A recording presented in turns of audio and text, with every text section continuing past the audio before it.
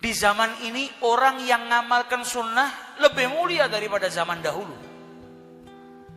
Di zaman dahulu orang mengamalkan sunnah dapat pahala mengamalkan sunnah. Tapi di masa kefasatan umat manusia, Nabi Muhammad SAW bersabda dalam hadisnya, "Man ahya sunnati inda fasad." Sebarang siapa yang mengamalkan sunnahnya ketika zaman dipenuhi manusia-manusia yang sudah fasad, rusak, porak-poranda, maka dalam sebuah riwayat dikatakan falahu ajrun syahid, maka baginya pahala orang yang mati syahid. Riwayat yang lain mengatakan falahu ajru mi'ata syahid, baginya pahala 100 orang yang mati dalam keadaan syahid di jalan Allah. Dan yang paling istimewa riwayatnya Imam Al-Tirmidzi dalam sunannya, "Man ahya sunnati faqad ahyani." Al-Imam At-Tirmidzi meriwayatkan barang siapa yang menghidupkan sunnahku, kata Rasulullah, maka sesungguhnya dia menghidupkan aku. Siapa yang mengamalkan sunnahnya Nabi berarti dia menghidupkan Rasulullah SAW. Hidup bukan secara jasmani tapi secara ruhan. Orang yang mengamalkan sunnahnya Nabi di rumah berarti menghidupkan Rasulullah dalam rumahnya. Orang yang mengamalkan sunnahnya Nabi di kampungnya berarti menghidupkan Rasulullah di tengah-tengah kampungnya. Orang yang mengamalkan sunnahnya Nabi di kantornya berarti menghidupkan Nabi di kantornya. Orang yang menghidupkan sunnah Nabi di pondok pesantren berarti dia menghidupkan Nabi di tengah-tengah pondok pesantren. Dan manfaatnya apa? Dalam Al-Quran Allah subhanahu wa ta'ala berfirman, "Wa ma kana Allahu liyu'adzibahum wa anta fihim." Dan Allah subhanahu wa ta'ala tidak mungkin menurunkan musibah, tidak mungkin mengazab sekelompok kaum sedangkan engkau ada di tengah-tengah mereka ya Rasulullah.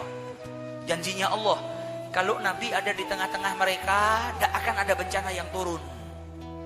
Para ulama mengatakan ayat ini tidak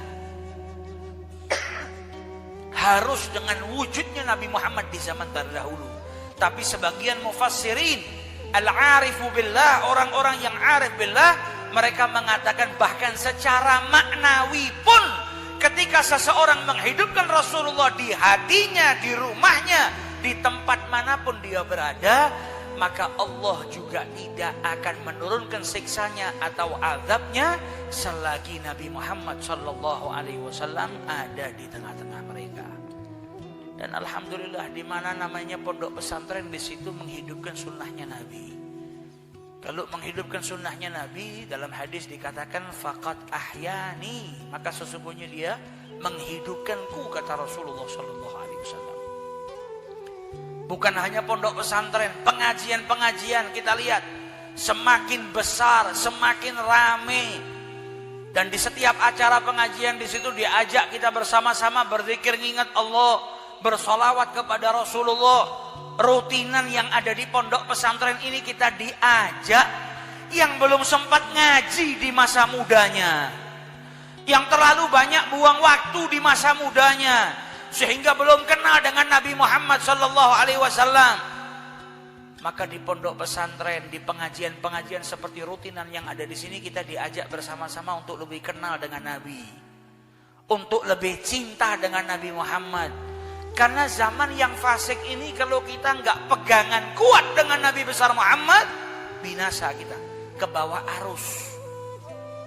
Yang bisa nyelamatin kita di zaman ini sampai nanti yaumil qiyamah, orang yang benar-benar pegangan kuat dengan Nabi besar Muhammad SAW. Diajak kita setiap majelis ada maulidnya, setiap majelis dibacakan sejarah hidup Nabi Muhammad SAW. Di majelisnya, setelah majelis dibawakan tentang ajaran, kisah, akhlak, hadits, untian mutiara yang disampaikan melalui Nabi besar Muhammad SAW. Jadi kita ini diajak, disibukkan untuk sibuk dengan Nabi Muhammad SAW. Dan ini yang bisa menyelamatkan kita. Kan manusia kita ini nggak ada yang bisa sholawat. Karena kalau kita mengucap sholawat, yang kita ucapkan apa? Allahumma sholli ala. Tawasul dulu ke Allah. Ya Allah, limpahkan sholawat kepada, bukan kita yang sholawat, tapi kita minta ke Allah supaya Allah bersolawat kepada Nabi besar Muhammad Sallallahu Alaihi Wasallam. Di sini menunjukkan besarnya derajat sholawat sampai kita nggak bisa ngelakuinnya. Kita minta ke Allah terlebih dahulu supaya Allah bersolawat kepada Nabi besar Muhammad Sallallahu Alaihi Wasallam. Dan ini amalan yang mulia, karena Allah merintahkan kita sholat, Allah nggak sholat, nggak butuh Allah dengan amal. Allah maha kaya. Allah merintahkan manusia puasa, dia nggak puasa. Allah merintahkan kita mengeluarkan zakat, Allah nggak mengeluarkan zakat. Semua amal yang diperintahkan tidak dilakukan oleh Allah. Hanya satu amal, apa? Sholawat. Sebelum Allah merintahkan orang-orang yang beriman untuk bersolawat, sudah dimulai terlebih dahulu sama Allah. Innallaha wa malaikatahu yusholluna 'alan nabi. Kemudian perintahnya kita orang-orang yang beriman bukan perintah sholawat saja, tapi dua. Ya ayyuhalladzina amanu sallu alaihi wasallimu. Perintahnya sholawat dan mengucap salam. Kalau nggak bisa dipisah-pisah, minimal digabung Allahumma sholli wasallim atau sallallahu alaihi wasallam. Bahkan para ulama zaman dahulu itu punya wirid rutinitas sholawat sendiri, salam sendiri. Karena sholawat punya keutamaan, salam punya keutamaan. Orang yang baca sholawat, doanya bisa diijabahi. Setiap doa itu gantung di langitnya Allah sampai orang tersebut bersolawat kepada Nabi Muhammad. Ketika sholawat diucapkan, doanya naik. Tidak ada yang bisa menahan doanya sampai kepada Allah Subhanahu wa ta'ala. Orang yang baca sholawat dapat rahmatnya Allah, 1 dibalas 10. Sedangkan dengan 1 rahmatnya Allah, kita bisa masuk ke dalam surganya Allah Subhanahu wa ta'ala. Orang yang sholawat fadilahnya banyak. Jadikan malaikat istighfar, jadikan malaikat nanti nuntun kita melewati siratal mustaqim, memberikan hajat yang kita butuhkan. Ribuan manfaatnya sholawat, daripada hadisnya Nabi maupun athar yang diriwayatkan oleh para ulama, sehingga dikatakan kalau andai saja keutamaan sholawat itu ditulis tintanya dari air laut, kemudian tempat buat nulis atau kertasnya dedaunan yang ada di seluruh penjuru dunia, masih kurang untuk mencatat keutamaannya sholawat kepada Rasulullah SAW. Itu sholawat. Kemudian perintah kedua apa? Salam. Makanya orang yang sering hadir maulid pasti sering ucap salam kepada Rasulullah. Assalamu alaika Zainal Anbiya Assalamu alaik. Kalau tidak di fasal terakhir ketika disebutkan, maka kita bersama-sama baca salam. Assalamu alaika ayyuhan nabi wa rahmatullahi wa barakatuh. Assalamu alaika ayyuhan nabi wa rahmatullahi wa barakatuh. Kalau enggak hadir maulid di rumah sendiri, minimal di sholat, ketika baca at-tahiyat, assalamu alaika ayyuhan nabi wa rahmatullahi wa barakatuh. Apa manfaatnya salam? Zaman kita sekarang ini sangat dibutuhkan kita banyak-banyak mengucapkan salam kepada Rasulullah, karena manfaatnya yang luar biasa. Khususnya zaman saat ini, zaman dimana kita butuh pertolongan, butuh perlindungan dari Allah melalui daripada salam kita kepada Rasulullah Sallallahu Alaihi Wasallam. Nabi bersabda dalam hadisnya, janji, "Ma min ahadin yusallim alayya," tidak satupun dari manusia mengucapkan salam kepadaku, "illa raddallahu ruhi," terkecuali ruhku dikembalikan oleh Allah untuk menjawab salamnya. Makanya kalau kita mengucap salam sama Nabi itu bukan assalamu alaihi, tapi dhamirnya mukhatib, assalamu alaika. Karena ketika mengucap salam, nabinya ada, ruhnya dikembalikan oleh Allah, dan beliau menjawab salam kita. Janji diriwayatkan oleh Imam Muslim bahwasanya Nabi menjawab salam setiap orang yang mengucapkan salam kepadanya. Rohnya dikembalikan untuk jawab salam. Kita yang hatinya kotor nggak bisa dengar.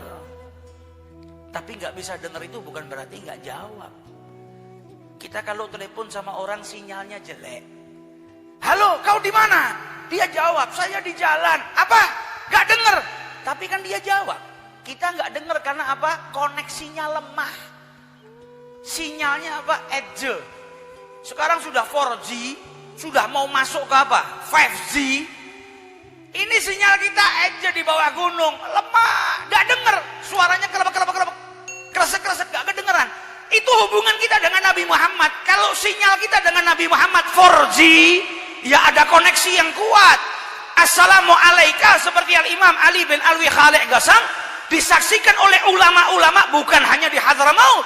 Bahkan orang dari Mesir datang, orang dari Syam datang untuk sholat di masjidnya di kota Qasam untuk mendengar jawaban salam dari sang Nabi yang didengar satu masjid. Setiap sholat, Assalamualaikum ayyuhan nabiyyu, dijawab sama Nabi dengar. Ini bukan khurafat. Zaman mencatat kisah tersebut. Saksi juga banyak. Hubungannya dengan Nabi, koneksinya kuat. Hatinya 24 jam connect dengan Nabi. 4G, kenceng hubungannya dengan Nabi Muhammad. Tapi kalau nggak kenceng, ya seperti kita telepon orang, dijawab, tapi kita nggak dengar. Karena lemah hubungan kita dengan Rasulullah Sallallahu Alaihi Wasallam. Para ulama zaman dahulu sampai punya wirid, nggak lewat sehari kecuali baca salam kepada Nabi 1000 kali. Assalamualaikum ayyuhan nabi wa rahmatullahi wa barakatuh. Assalamualaikum ayyuhan nabi wa rahmatullahi wa barakatuh. Manfaatnya apa? Karena Nabi jawab salamnya. Dan Nabi ngajarkan kepada kita, ibda'us salam, ifsa'us salam, ngucap salam itu hukumnya sunnah. Tapi jawab salam hukumnya wajib. Gak mungkin yang mengajarkan perkara ini malah tidak mengamalkan, gak mungkin. Nabi mengajarkan kepada kita, kalau engkau mendapatkan salam minimal jawab yang sepadan. Kalau bisa lebih baik. Kalau bisa lebih, maka itu lebih baik. Ada yang ucap assalamualaikum, minimal balas waalaikumsalam. Kalau bisa, fahayyu bi ahsani minha, lebih sempurna waalaikumsalam warahmatullahi wabarakatuh. Ini yang ngajarkan pasti ngamalkan. Kita ngucap salam sama Nabi, Assalamualaikum ayyuhan nabi wa rahmatullahi wa barakatuh. Dijawab sama Nabi, waalaikumsalam wa rahmatullahi wa barakatuh. Dan salamnya Nabi ini doa. Doa yang keluar dari lisan orang yang doanya nggak pernah ditolak sama Allah. Bayangkan sampean ketika duduk di rumah punya masalah, ucap salam sama Nabi, Assalamualaikum ayyuhan nabi wa rahmatullahi wa barakatuh. Dijawab sama Nabi, waalaikumsalam wa rahmatullahi wa barakatuh. Ini keluar dari lisannya Nabi. Semoga Allah menyelamatkanmu, semoga Allah merahmatimu, semoga Allah memberkahi kehidupanmu. Ini bukan doanya wali. Bukan doanya orang tua, lebih mustajab dari orang tua, lebih daripada wali. Siapa? Lisan yang paling suci di muka bumi ini, yaitu lisannya Nabi Muhammad SAW. Bayangkan kita ngucap salam dibalas sama Nabi doa waalaikumsalam. Orang yang dapat salamnya Nabi, semoga engkau diberikan keselamatan oleh Allah, maka insya Allah kita selamat dunia sampai akhirat. Orang yang dapat salamnya Nabi warahmatullah, semoga engkau dirahmati oleh Allah, maka insya Allah kita disayangi Allah di dunia sampai di akhirat. Wabarakatuh, siapa yang didoakan oleh Nabi dapat berkah dari Allah, maka insya Allah rumah tangganya berkah, anaknya berkah, kerjanya berkah, semua usahanya berkah, berkat doanya Nabi Muhammad SAW. Sampai orang Madinah itu dulu kalau Nabi Muhammad pergi ke rumah, Nabi itu ngajarin kita banyak ilmu, praktekan. Nabi itu kalau ke rumahnya orang, ngetok pintu rumahnya orang, ngucap salam 3 kali. Kalau nggak dijawab, nggak ada yang bukakan, ditinggal. Bisa jadi orangnya sedang istirahat atau nggak mau nemuin. Dzuk, perasaan, cita rasanya Nabi itu tinggi. Nggak kayak kita, Assalamualaikum, Beb, soleh. Nggak dibukain tuh 17 kali. Beb. Kita diajarkan sama Nabi 3 kali.